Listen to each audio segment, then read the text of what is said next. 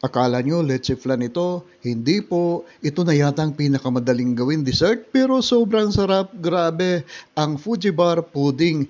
Tara, gawa po tayo. Una po sa lahat ay magkakaramelize muna tayo ng ating 3 tablespoon na sugar sa ating 8 by 3 inches na round pan. At ito na yata ang pinakamadaling pagkaramelize ng sugar. Iwasan lang po muna natin na masunog ang ating sugar kasi po papait ang lasa nito.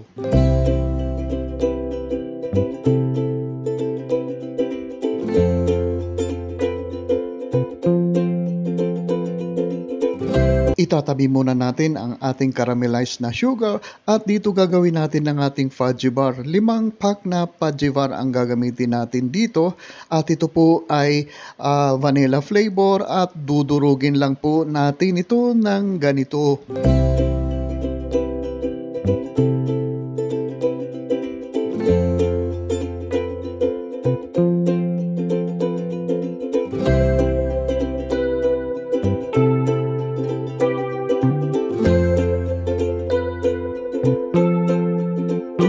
Mag-crack naman po tayo ng 2 large na mga itlog dito at ilalagay natin dito sa ating dinurog na fudgy bar.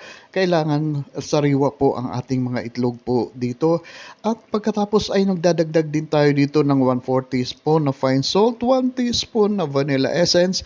At pagkatapos ay idadagdag na rin natin dito ang ating 370 ml na cream densada, angel cream densada ang ginamit ko po dito bago po natin na blender ang ating mixture po dito. Electric handheld blender ang gamit ka natin dito.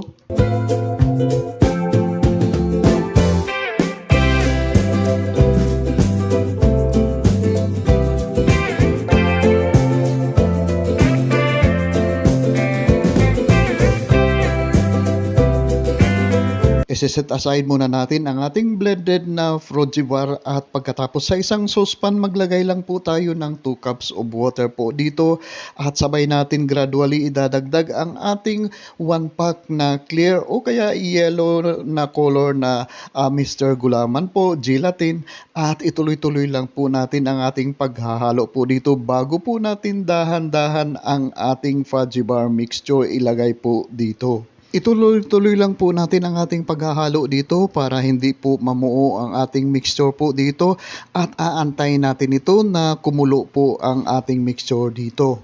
At sa unang kulo pa lang ay ihahanguin na po natin ito at ibubuhos na natin ito agad doon sa ating prepared na round pan na merong caramelized sugar po. Special shoutout nga pala kay Oliver Siapno ng California, US of A. Maraming salamat po sa patuloy niyong pagsubaybay sa aking mga video recipe dito. Itatap lang po natin ito ng mga 3 times para mawala po yung bula-bula o air pockets sa ating ginagawang pudding. At palalamigin muna natin ito bago po natin i-chill doon sa ating refrigerator. At ito na po ang ating chilled na fudgy bar pudding. O diba, napakadali lang gawin ang ating fudgy bar pudding. Pero guys, pakiclick naman po ang subscribe button sa baba at pati na rin ang notification bell para palagi rin po kayo updated sa mga susunod kong video uploads. Maraming salamat po. At kung meron po kayong mga comments o kung meron po kayong mga request na recipe, pakipost lang po sa comment section sa baba at sisikapin natin na tugunan ito. At pwede ko bang malaman kung saan lugar po kayo nanonood para ma-special shoutout ko po kayo sa susunod kong video uploads.